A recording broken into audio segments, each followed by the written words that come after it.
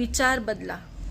ठीक आहे. लुईस सरांचं असं म्हणणं आहे की आपल्या शरीराचे प्रत्येक आजार हे आपल्या मानसिक आणि भावनिक कारणांमुळेच होतात.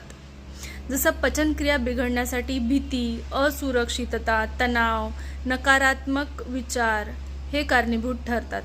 आणि लुईस सरांनी हे सगळं पचनक्रिया ठीक करण्यासाठी कुठले विचार आपल्या मनात आपण आणायला पाहिजे, कुठले पॉझिटिव्ह अफर्मेशन आपण करायला पाहिजे हे सांगितलेले आहेत आणि ते आज मी तुमच्यापर्यंत पोहोचवणार आहे.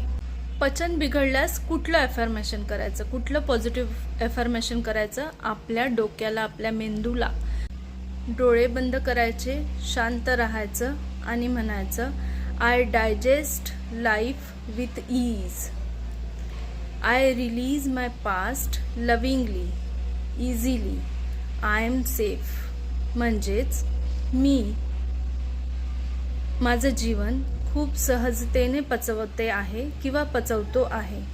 मी माझा भूतकाळ खूप प्रेमाने सोडून दिलेला आहे. मी सेफ आहे, मी सुरक्षित आहे. थँक्यू. आणि तणाव कमी करण्यासाठी काय बरं पॉझिटिव्ह अफर्मेशन द्यायचे आपण आपल्या मेंदूला, आपल्या डोक्याला? शांत राहायचं, म्हणायचं, I trust the process of my life, all is well in my world, all is beautiful. हेच की माझ्या जीवन प्रक्रियेवर पूर्ण विश्वास आहे. माझं जग सुंदर आहे. माझ्या जगात, माझ्या जीवनात सगळं काही छान सुरू आहे. थँक्यू. धन्यवाद.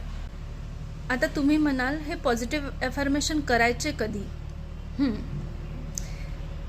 रात्री झोपताना आणि सकाळी उठल्यावर. तीच योग्य वेळ असते अफर्मेशनची. रात्री झोपताना डोळे मिटलेलेच असतात आपले, शांत राहायचं, 5दा रात्री म्हणायचं आणि 5दा सकाळी उठल्यावर म्हणायचं. म्हणजे एकंदरीतच काय तर पचनाच्या वेळेस आपली जी शरीराची अवस्था असते ती फाईट किंवा फ्लाईट मोडमध्ये जाते आणि शरीराचं लक्ष पचनावर नसते, तणावावरच असते आणि त्याच्यामुळे पचनक्रिया बिघडते, ॲसिडिटी वाढते, बद्धकोष्ठतेचा त्रास होतो आणि ब्ला ब्ला ब्ला. म्हणजे पचनक्रिया बिघडते आणि आपली तब्येत खराब होते. अशा प्रकारे तणाव फक्त मनावरच नाही तर शरीरावर पण परिणाम करतो.